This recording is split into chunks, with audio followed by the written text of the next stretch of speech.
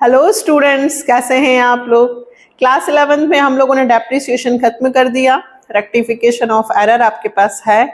अब sole proprietorship, trading, P&L, balance sheet है ना, फाइनल अकाउंट, यहाँ बहुत समस्या आ रही है।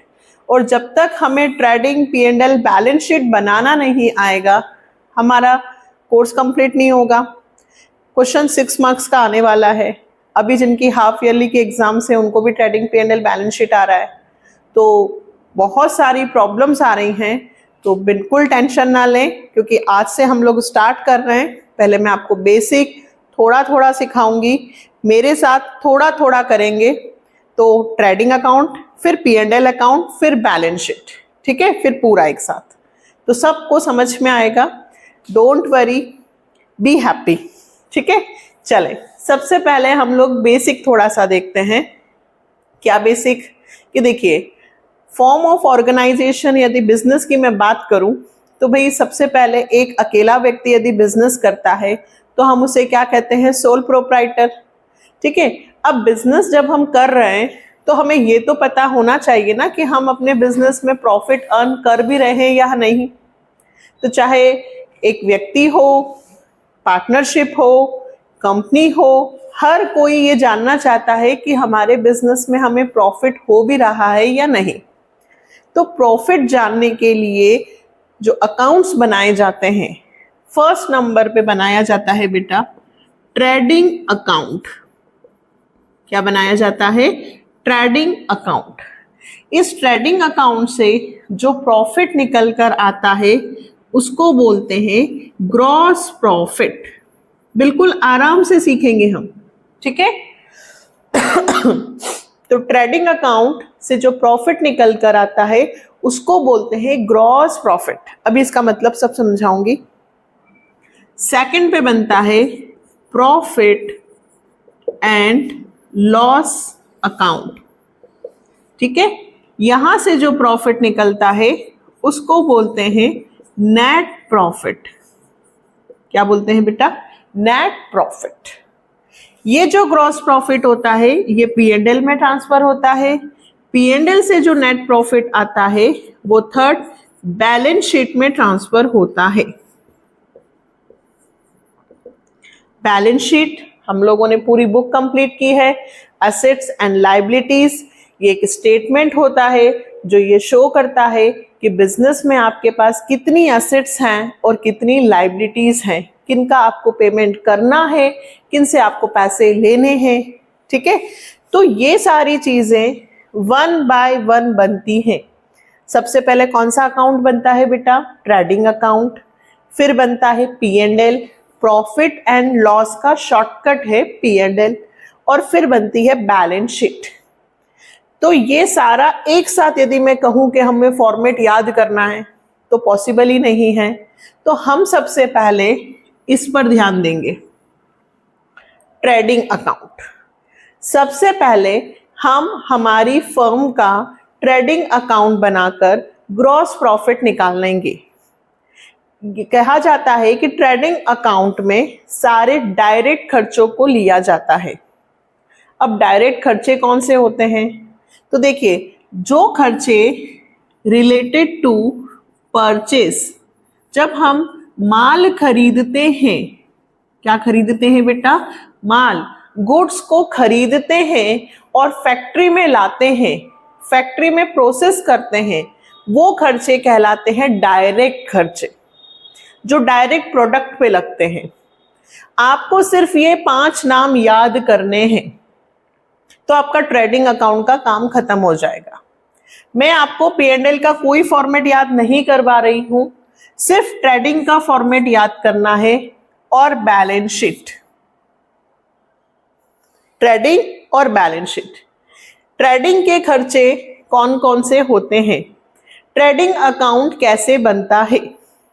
ट्रेडिंग अकाउंट 2 साइड होंगी, एक डेबिट और एक क्रेडिट। सबसे पहले ये याद करो, डेबिट साइड में सबसे पहले हमारी फर्म के पास कितना माल है स्टार्टिंग में, उसको बोलते हैं ओपनिंग स्टॉक।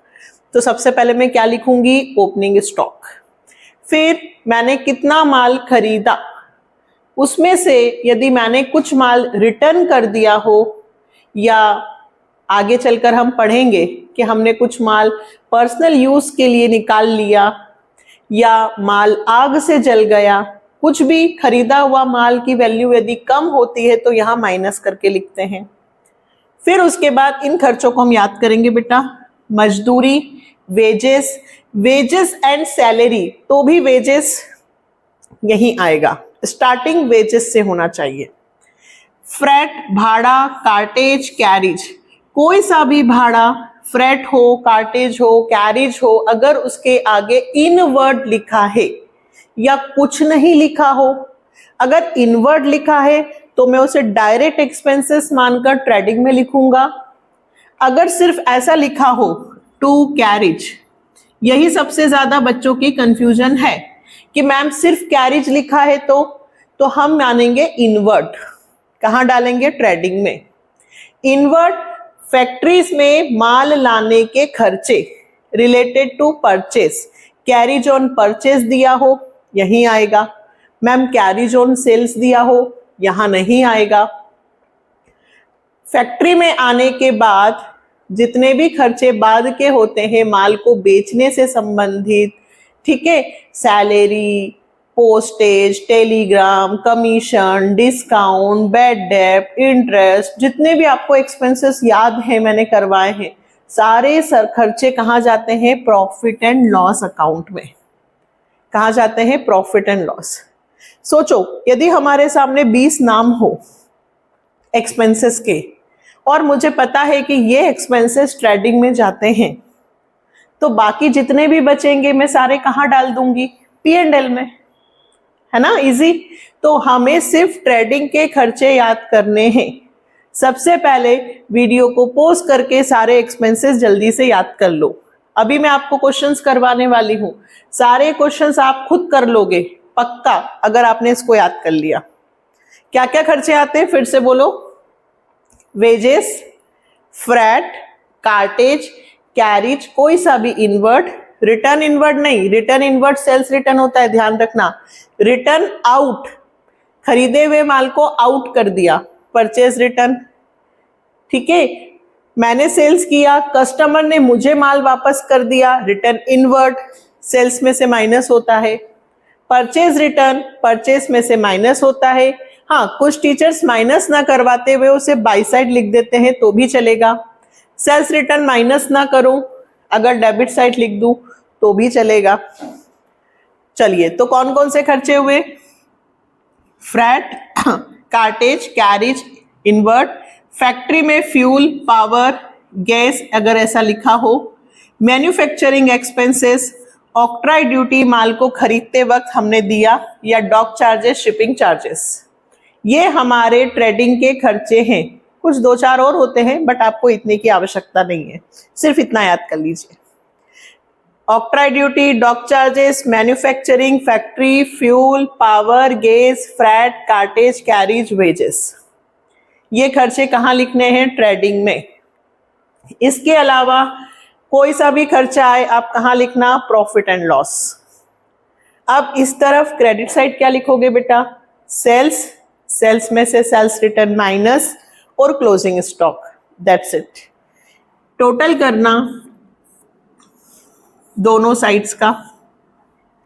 यदि क्रेडिट साइड बड़ी होगी, यदि क्रेडिट साइड बड़ी होगी तो ये सारे एक्सपेंसेस उसमें से माइनस कर देना और आंसर लिख देना टू ग्रॉस प्रॉफिट CD, है ना।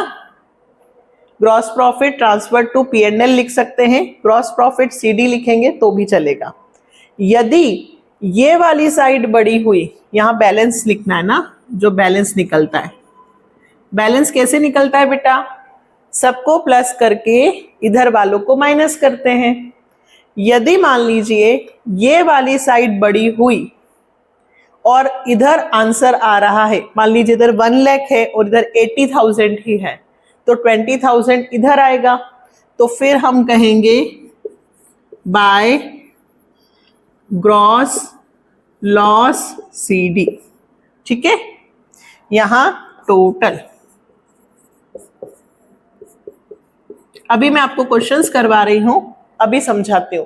पहले आप वीडियो पॉज करके जल्दी से इसे याद कर लीजिए, ठीक है, फिर हम करते हैं क्वेश्चंस। अच्छा, चैप्टर 18 है ये हमारा। अब इसमें जो पहला क्वेश्चन दिया है वो एमसीक्यूज की तरह आपको आ सकता है, तो फर्स्ट क्वेश्चन से ही स्टार्ट करते हैं, ठीक है। ये फॉर्मेट यहां रहने देते हैं, इस पे मैं सारे क्वेश्चंस कर दूंगी। फर्स्ट क्वेश्चन से स्टार्ट करते हैं। Chapter 18 TS Grewal 2024-25 edition. First question, state whether the following expenses are capital or revenue in nature। आपको ये बताना है कि कौन सा एक्सपेंसेस कैपिटल नेचर का है, कौन सा रेवेन्यू, ठीक है। पहले क्वेश्चन को रीड कर लेते हैं। Expenses on whitewashing and painting of a building purchase to make it ready for use. 10,000 spent on construction platform for a new machine। Repair expenses of 25,000 incurred for whitewashing of factory building। Insurance premium paid as renewal premium। Purchase a new car। Wages paid to install a machine। Repair carried out on existing car। Office block of building repainted for 50,000। Paid telephone bill of 2,500। Question बताने से पहले थोड़ा सा इसके बारे में देखें कि कैपिटल एक्सपेंडिचर क्या होता है। एमसीक्यूज बिल्कुल आएंगे, यहां से ध्यान रखना, फिक्स है, आएंगे ही आएंगे। कैपिटल एक्सपेंडिचर क्या होता है और रेवेन्यू एक्सपेंडिचर क्या होता है, दोनों की डेफिनेशन डिफरेंस दिया है, बिल्कुल अच्छे से याद करना। देखो, जब हम बिजनेस को स्टार्ट करते हैं या ऐसा खर्चा जो बिजनेस को स्टार्ट करने में हेल्प करता है, जो बार बार नहीं एक बार होता है, ठीक है, और जिसे हम सेल नहीं कर रहे हैं बल्कि यूज कर रहे हैं, कैपिटल एक्सपेंडिचर। देखिए, आपने लैंड खरीदा, यदि मुझे एक शॉप लेनी है, शॉप पर माल बेचना है, तो मैं जमीन खरीदूंगी, उस पे शॉप बनाऊंगी, कंस्ट्रक्ट करूंगी, उस पे फर्नीचर का काम करवाऊंगी, ठीक है। तो ये बार बार होगा क्या, रिकरिंग नेचर का है क्या? जमीन बार बार खरीदूंगी? नहीं, जमीन को खरीद कर उस पर जो भी काम करूंगी वो एक ही बार होगा। शॉप बनेगी, फर्नीचर बनेगा, एसी लगेगा, ये सारे काम एक ही बार होंगे। तो ये सारे कौन से खर्चे होंगे? Capital expenditure. लेकिन माल बार बार खरीदा जाएगा, जैसे बिकेगा फिर माल आएगा, तो जो चीजें रीसेल के लिए यूज होती है वो रेवेन्यू एक्सपेंडिचर। इलेक्ट्रिसिटी बिल हर महीने मुझे पे करना है, सैलरी वर्कर्स को हर महीने देना है, तो जो खर्चे रिकरिंग नेचर के हैं वो रेवेन्यू एक्सपेंडिचर में आएंगे, ठीक है। जो एक बार होते हैं वो कैपिटल एक्सपेंडिचर होता है। कैपिटल एक्सपेंडिचर के जो खर्चे होते हैं वो बैलेंस शीट में लिखे जाते हैं। रेवेन्यू एक्सपेंडिचर के खर्चे जो होते हैं वो ट्रेडिंग P&L में लिखे जाते हैं। अब बताइए फर्स्ट पॉइंट, हमने व्हाइट वॉश किया है painting of a building purchase. देखिए, जब आपने बिल्डिंग को खरीदा और खरीदते वक्त at the time of purchase आप जो भी एक्सपेंसेस करोगे वो सब उसकी कॉस्ट में ऐड होता है। क्लियर? तो फर्स्ट हमने बिल्डिंग को खरीद कर पेंट करवाया है, लिख लीजिए कौन सा एक्सपेंडिचर होगा? कैपिटल, ठीक। Second, 10,000 spend on constructing platform. देखिए, आपने फिर एक न्यू मशीन खरीदी, न्यू मशीन खरीदते वक्त आपने जो भी कंस्ट्रक्शन का काम किया, खर्चा किया, वो भी उसकी कॉस्ट में ऐड होगा, capital expenditure. Third, repair expenses of 25,000, ठीक है, आपने एक फैक्ट्री की बिल्डिंग है जिसको व्हाइट वॉश किया था, उसका रिपेयर का खर्चा हमेशा होगा। नई मशीन नहीं है, पुरानी मशीन है, रिपेयरिंग का खर्चा रेवेन्यू एक्सपेंडिचर होगा। इंश्योरेंस प्रीमियम हर साल भरना पड़ता है, रिकरिंग नेचर का है, रेवेन्यू एक्सपेंडिचर हुआ। परचेज न्यू कार, हर महीने नहीं खरीदते, हर साल नहीं खरीदते, कभी कभी, है ना, असेट्स खरीदी आपने, कैपिटल एक्सपेंडिचर हुआ। Wages paid to install a machine, बेटा अब ये नई बुक जिसकी हो उसमें गलत लिखा है, 6 नंबर इन्होंने नहीं 6 नंबर ठीक है, ये कैपिटल एक्सपेंडिचर है, ठीक है, कैपिटल ही दिया है तो कोई बात नहीं। Wages paid to install a machine, ठीक है, आपने नई मशीन को लगाने पे वेजेस दिए। जब भी हम कोई नई चीज खरीदते हैं और खरीदते वक्त उसका जो भी एक्सपेंसेस होता है वो उसी की कॉस्ट में ऐड होता है, तो ये वेजेस मशीन में ऐड होगा, इसलिए ये कैपिटल एक्सपेंडिचर होगा। 7th, repairs carried out on existing car. देखिए नई कार खरीदी और उस पे आपने कुछ एसेसरीज लगाया, उस पे कुछ पेंट करवाया, उस पे जो भी काम करवाया, कैपिटल एक्सपेंडिचर। लेकिन वो कार यूज हो रही है, पुरानी हो गई है, फिर आपने उसको रिपेयरिंग करवाया, तो वो रिपेयरिंग का काम तो चलता रहेगा, इसलिए ये कौन सा खर्चा हुआ, रिपेयरिंग का खर्चा, revenue. Next, office block of building repainted, ठीक है, पेंट किया हुआ था फिर से रीपेंट करवाया, तो पेंट तो हर 2, 4, 5 साल में करवाना ही पड़ता है, रिकरिंग नेचर, रेवेन्यू एक्सपेंडिचर। और पेड टेलीफोन बिल हर महीने भरना पड़ता है, रेवेन्यू एक्सपेंडिचर। क्लियर हुआ? जो बार बार रिपीट होता है रेवेन्यू, जो बार बार रिपीट नहीं होता है, एसेट से रिलेटेड होता है, वो कैपिटल एक्सपेंडिचर। बहुत अच्छे से इसकी तैयारी करना, एमसीक्यूज में बिल्कुल आएगा। चलिए, तो फर्स्ट क्वेश्चन कंप्लीट।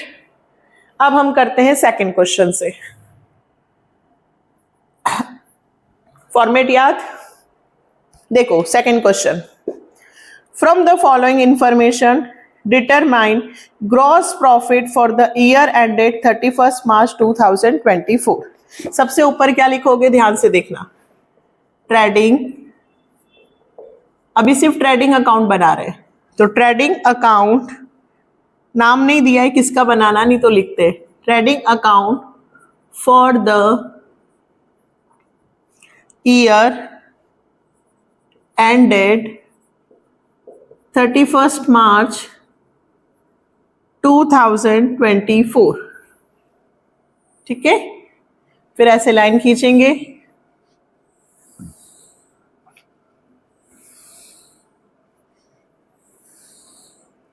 चलो अब हमारा फॉर्मेट, सबसे पहले क्वेश्चन में दिया है ओपनिंग स्टॉक, कहाँ लिखते हैं बताओ, ये डेबिट साइड है और ये क्रेडिट। क्रेडिट में सिर्फ 2 चीजें आती हैं, सेल्स और क्लोजिंग स्टॉक, तो हम इधर लिखेंगे टू ओपनिंग स्टॉक, कितना, 50,000। नेक्स्ट, फ्रेट एंड पैकिंग, तो बेटा फ्रेट एंड पैकिंग लिखने से पहले परचेस लिखना, तो हम परचेस के लिए थोड़ी सी स्पेस छोड़कर नीचे लिख देते हैं टू फ्रेट। अब देखिए फ्रेट आया तो फ्रेट के बाद कुछ भी हो उससे हमें मतलब नहीं, फ्रेट भाड़ा इनवर्ड मानेंगे, ट्रेडिंग में ही आएगा, ठीक है। तो freight and packing 20,000। Next, sales, sales किधर आता है, by side, by sales account.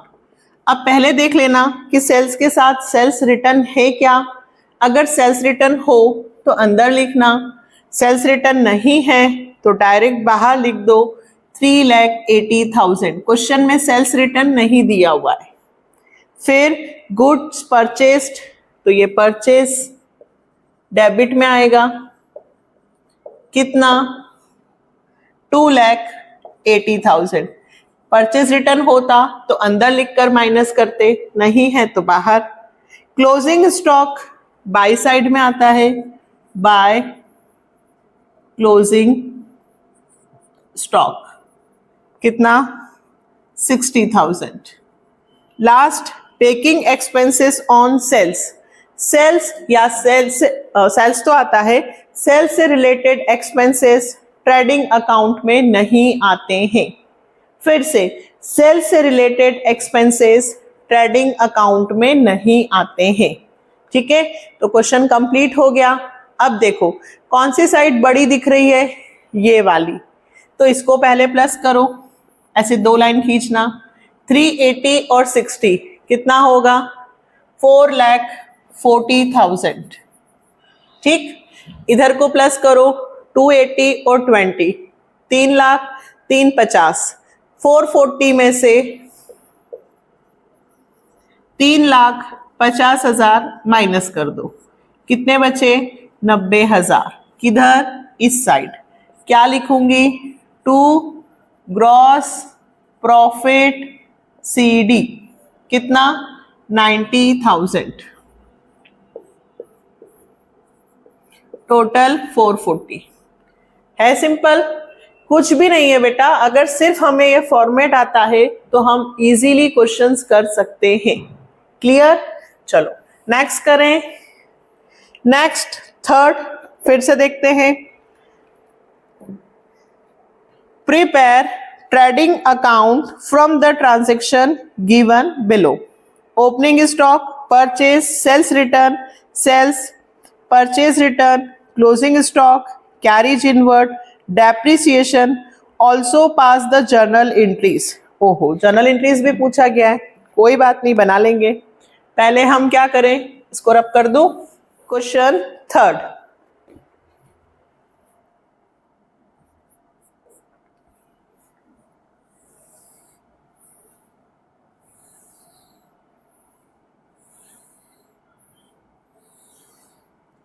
चलिए सबसे पहले ओपनिंग स्टॉक दिया है 33,000, तो ओपनिंग स्टॉक लिख देते हैं 33,000।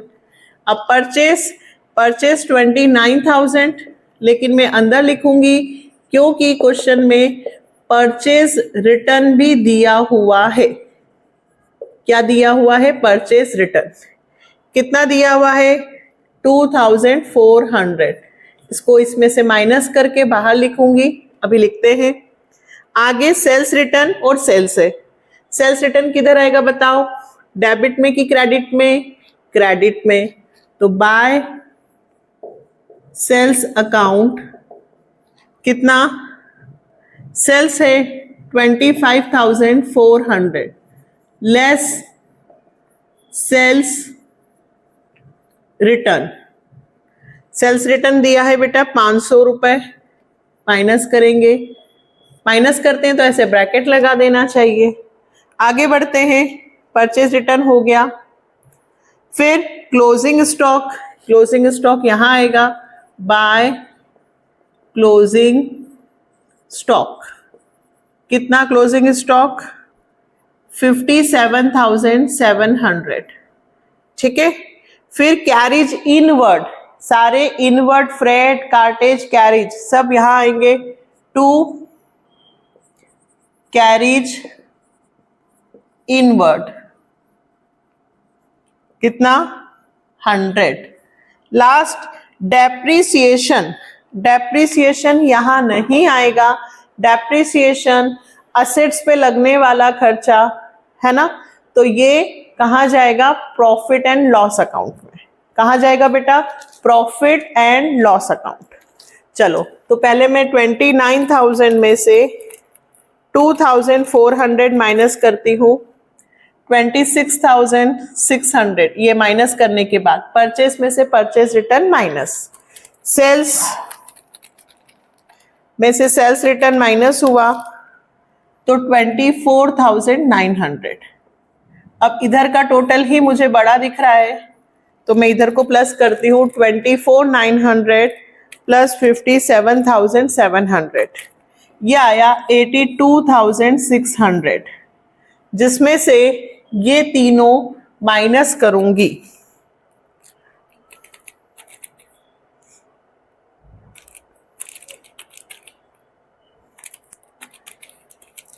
$22,800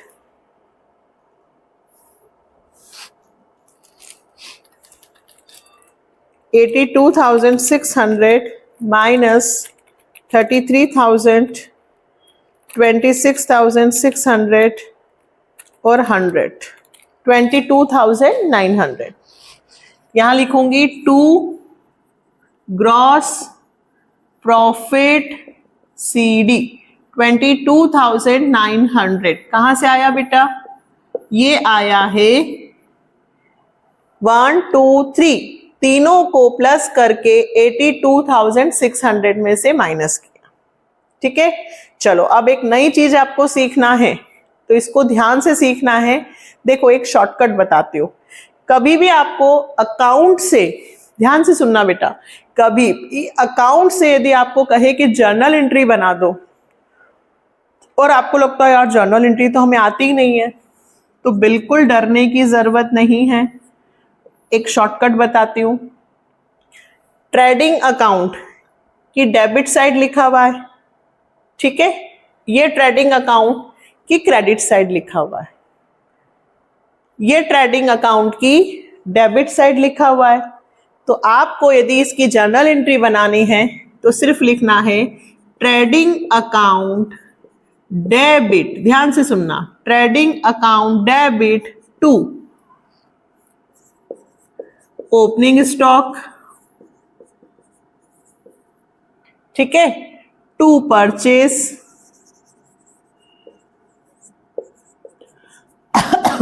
अब हम रिटर्न को छोड़ देते हैं, हम डायरेक्ट परचेस ये वाला ले लेंगे, ठीक। फिर to carriage inward, gross profit अभी मत लिखना, पहले 3 नाम लिख दो, ठीक है। परचेस मैं कौन सा ले रही हूं, डायरेक्ट नेट परचेस ले रही हूं, रिटर्न के बाद वाला। तो ओपनिंग स्टॉक कितना है 33,000, परचेस कितना है 26,600 और कैरेज इनवर्ड है 100, ठीक है। क्या लिख देंगे, expenses transfer to trading account, तीनों को प्लस कर लो,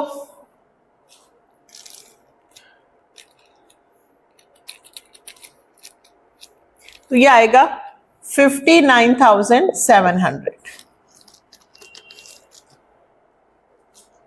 ये फर्स्ट एंट्री बन गई। सेकेंड एंट्री, पहले ट्रेडिंग की डेबिट साइड लिख दिया, अब ट्रेडिंग की कौन सी साइड लिखूंगी, क्रेडिट साइड, तो ट्रेडिंग क्रेडिट में आएगा, तो डेबिट में इनका नाम लिख दो, ये सेकेंड एंट्री बन जाएगी। क्या, sales account debit closing stock account debit to trading account. आया समझ में, ठीक है, कितना इजी है। जो ट्रेडिंग की डेबिट साइड में है तो ट्रेडिंग डेबिट करके ये लिख दो, जो क्रेडिट साइड में हो तो इनका नाम ऊपर लिखकर ट्रेडिंग को नीचे लिख दो। सेल्स कौन सा ले रही हूं मैं, डायरेक्ट नेट सेल्स 24,900 और क्लोजिंग स्टॉक 57,700, दोनों का टोटल हो गया 82,600, ठीक है। Sales and closing stock transfer to trading account, क्या लिखना, sales and closing stock transfer to trading account. और यदि मैं ऐसा लिखना चाहूं कि क्लोजिंग एंट्री में तो भी चलेगा। इतना क्लियर हुआ। ट्रेडिंग अकाउंट एक बार डेबिट हुआ है और ट्रेडिंग अकाउंट एक बार क्रेडिट हुआ है। Last entry, trading account debit to, ये जो ग्रॉस प्रॉफिट आया है ट्रेडिंग अकाउंट में, ये ग्रॉस प्रॉफिट ट्रांसफर होता है P&L अकाउंट में। कहाँ ट्रांसफर होता है बेटा, P&L अकाउंट में। लास्ट एंट्री कभी भी trading account to gross profit मत लिखना, trading account to gross profit मत लिखना, क्या लिखना, trading account debit to profit and loss account, trading account debit to profit and loss account. कितने रुपए, 22,900, और इसकी नरेशन लिखना, gross profit transfer to P&L account. फिर से सुनना, gross profit transfer to P&L account, इसको क्लोजिंग एंट्री भी कहते हैं। बिल्कुल क्वेश्चंस में आएंगी फाइनल एग्जाम में कि क्लोजिंग एंट्री बनाइए। क्यों, क्योंकि ये 31 मार्च को बनता है। तो इनको क्लोजिंग एंट्रीज भी कहा जाता है। उसका मैंने कितना शॉर्टकट बताया आपको, ट्रेडिंग टू, नाम ऊपर, ट्रेडिंग नीचे, और लास्ट में यदि प्रॉफिट आया तो trading to P and L, loss आया तो P and L to trading. ये ऊपर, ये नीचे, ये ऊपर, ट्रेडिंग नीचे। बोलिए आया समझ में? चले, एक बहुत शानदार क्वेश्चन है 33 1/3%, जो हमेशा एग्जाम्स में आता ही आता है। हो सकता है अभी आपको हाफ ईयरली में आ जाए, तो एक और कर लेते हैं, फोर्थ। फिर नेक्स्ट वीडियो में हम करेंगे 5, 6, 7 और 8, फिर पी एंड एल अकाउंट। ठीक है, चलिए तो इसको उतार लिया, एक और कर लेते हैं।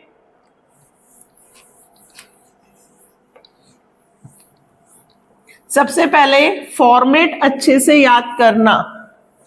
अगर आपने फॉर्मेट याद किया है तो आगे प्रॉब्लम नहीं आएगी। और रेक्टिफिकेशन भी अच्छे से करना, उसका बेसिक कंसेप्ट और सारे क्वेश्चंस किए हुए हैं, कुछ थोड़े बहुत नहीं है, बहुत जल्दी वो भी मिल जाएंगे आपको। देखिए 4 नंबर का क्वेश्चन, ये पूरा मैथ्स का क्वेश्चन है, 4th। ठीक है, कैलकुलेट क्लोजिंग स्टॉक। आपको इसमें क्लोजिंग स्टॉक पूछा है, ग्रॉस प्रॉफिट नहीं पूछा है। Opening stock 20,000, cash sales 60,000, purchase 70,000, credit sales 40,000, rate of gross profit on cost 33 1/3%। ऐसा क्वेश्चन दिया है। बिल्कुल नहीं घबराना है, कुछ भी नहीं है, अभी समझाती हूँ। देखो, हम इसको ट्रेडिंग अकाउंट से भी कर सकते हैं और डायरेक्ट भी कर सकते हैं। मैं आपको ट्रेडिंग अकाउंट से सिखाती हूँ ताकि इजी होगा। सबसे पहले ट्रेडिंग अकाउंट में 2 ऊपर तो अब लिख लेंगे, 2 ओपनिंग स्टॉक, तो मैं यहां लिखती हूं 2 ओपनिंग स्टॉक। कितना दिया है? 20,000। ठीक, फिर इन्होंने हमें कैश सेल्स और क्रेडिट सेल्स, इसका क्या मतलब हुआ? नगद माल बेचा, उधार माल बेचा। ठीक है भाई, टोटल सेल्स कितनी हो गई? हम तो जोड़कर लिख देते हैं। तो कैश सेल्स है 60,000 और क्रेडिट है 40,000। दोनों को प्लस कर दो बेटा, तो बाहर आ जाएगी 1 लाख। ठीक, एक और आएगा यहाँ पे क्लोजिंग स्टॉक, जो मुझे फाइंड करना है। ये मुझे फाइंड करना है। और इन्होंने मुझे दिया है परचेस, ये परचेस इधर आ गया, कितना? 70,000। ठीक है, ये क्वेश्चन है। एक और चीज इन्होंने दी है, वो ध्यान से देखना, वर्किंग नोट्स। सबसे इजी तरीके से सिखा रही हूं मैं आपको। Rate of gross profit on cost 33 1/3%। ठीक है, देखिए ग्रॉस प्रॉफिट जो है वो कॉस्ट का 33 1/3 है। अगर ये सेल्स का लिखा होता, ध्यान से सुनना बेटा, अगर ये किसका लिखा होता? सेल्स का, तो मैं डायरेक्ट इसका निकाल देती, है ना। लेकिन ये किसका दिया है? कॉस्ट का। अच्छा, 33 1/3% को कितना बोलते हैं? तो 33 इंटू 3 99। मिक्स फ्रैक्शन को चेंज करो, मिक्स फ्रैक्शन है ये, तो मल्टीप्लाई होता है 99 1, यानी कि 100/3%। 100/3%, और 100/3% तो 1/100 होता है। 100/3% है तो 1/100 होगा, तो 100 से 100 कैंसिल हो जाएगा, तो ये आ जाएगा 1/3। 33 1/3% को मैं बोल सकती हूं 1/3। फिर से समझो, मिक्स फ्रैक्शन है, तो 33 इंटू 3 99 प्लस 1 100 100/3%, परसेंट हटता है तो 100 अपॉन में लगता है, तो 100 से 100 कैंसिल हो जाएगा, तो 1/3। ये मैंने इजी कर दिया। अब हम छोटी क्लासेस में पढ़ते थे कि cost plus profit is equal to sales. क्या पढ़ते थे हम? Cost plus profit is equal to sales. मैंने ये पेन 60 रुपीज में बनाया, इस पेन को बनाने पे 60 रुपए खर्च हुए और मैं इस पेन को मार्केट में बेचने पर 40 रुपए का प्रॉफिट अर्न करना चाहती हूँ, तो मैं इसे कितने में बेचूंगी? 60 + 40 इज इक्वल टू 100, है ना। तो यहाँ पे देखो कॉस्ट मुझे पता नहीं है, तो let be the cost is equal to x, profit 1/3 किसका? कॉस्ट का, तो x का 1/3, कॉस्ट x है, प्रॉफिट x का 1/3 है, is equal to sales 1 lakh. फिर से कॉस्ट को क्या एज्यूम किया? x का 1/3 प्रॉफिट है, मतलब जो भी मेरा माल बनेगा उस पर मैं 1/3 प्रॉफिट लूंगी, है ना। तो 1/3 is equal to sales 1 lakh. इसको निकाल लेते हैं। कैसे निकालते हैं आता है आपको? x/3, इसको ऐसे क्रॉस मल्टीप्लाई करना बेटा,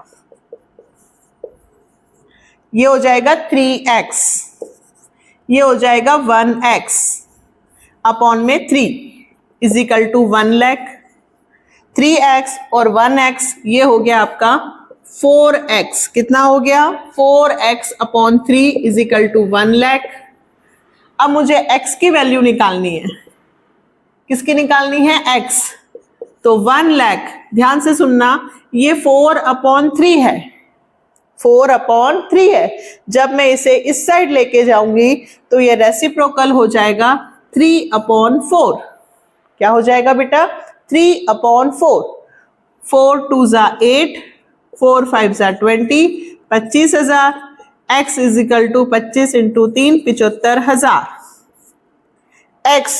x कौन सा है? कॉस्ट। कॉस्ट कितनी आ गई? 75,000। मतलब मैं 75,000 का माल 1 लाख में बेच रही हूं। प्रॉफिट निकाल लो। कितना? x का 1/3। प्रॉफिट कितना है? x का 1/3, तो 75,000 का 1/3 यानी कि 25,000, और सेल्स मुझे दे रखी है 1 लाख। यदि स्टूडेंट्स 75,000 का 1/3 नहीं करना चाहते तो डायरेक्ट हमारी कॉस्ट आ गई 75,000, सेल्स है 1 लाख, तो 1 लाख में से 75 माइनस करूंगी तो 25,000 का प्रॉफिट, ग्रॉस प्रॉफिट। फिर से समझाती हूं, पहले इसको यहां क्लियर कर दूं।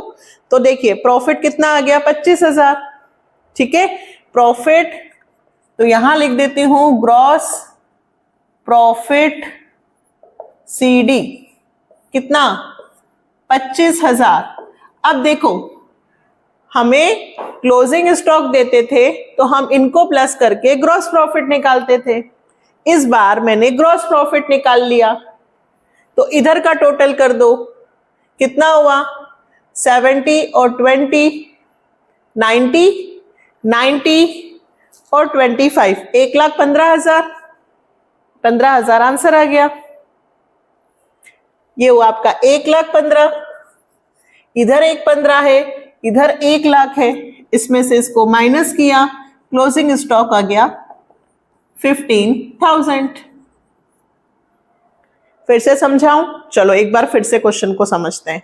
देखो क्वेश्चन में ओपनिंग स्टॉक दिया था, परचेज दिया था, ग्रॉस प्रॉफिट और क्लोजिंग स्टॉक दोनों ही पता नहीं थे, लेकिन ग्रॉस प्रॉफिट निकालने के लिए उन्होंने हमें ये चीज दी थी। क्या? कि ग्रॉस प्रॉफिट कॉस्ट का 33 1/3% है। 33 1/3% को मैं 100/3 लिख सकती हूँ, क्योंकि 33 3 ज़ा 99 प्लस 1 100/3, 100/3%। 100/3% है, परसेंट हटाती हूँ तो 1/100, 100 से 100 कैंसिल होता है, तो जो प्रॉफिट है वो कॉस्ट का 1/3 है। Cost plus profit is equal to sales होता है। कॉस्ट की जगह मैंने माना x, प्रॉफिट इस x का 1/3 is equal to sales. Sales already 1 lakh है। इसको सॉल्व करना है बेटा, x बाई 3 क्रॉस मल्टीप्लाई करना 3x और 1x अपॉन में LCM 3, 4x upon 3। 4x upon 3 जब इधर जाएगा तो 4/3 इधर आएगा तो 3/4। कैंसिल किया, x की वैल्यू आ गई 75। अगर आपको ये नहीं करना है तो डायरेक्ट x 75,000 है और सेल्स 1 लाख है, मतलब 75,000 का माल आप 1 लाख रुपए में बेच रहे हो, तो आपको 25,000 का प्रॉफिट हुआ। ये 25,000 का प्रॉफिट आप यहां लिख दो क्योंकि ग्रॉस प्रॉफिट है। तो ओपनिंग, परचेज और ग्रॉस प्रॉफिट, इधर का टोटल 115 है और इधर सिर्फ 1 लाख है, तो इसमें से इसको माइनस किया, क्लोजिंग स्टॉक निकल गया।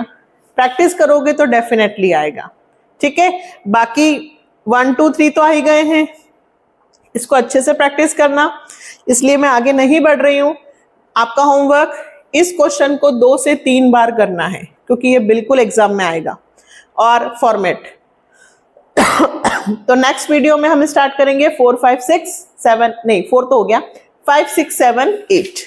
ठीक है, फिर P&L। अगर आप लोगों को लग रहा है कि मुझे इसी तरह से पढ़ाते रहना चाहिए, मेरे वीडियोस आपको मिलते रहें, तो आप लोगों को इस वीडियो को ज़्यादा से ज़्यादा शेयर करना है। नए स्टूडेंट्स हो तो प्लीज़ चैनल को सब्सक्राइब कीजिएगा और समझ में आया हो तो कमेंट कीजिएगा।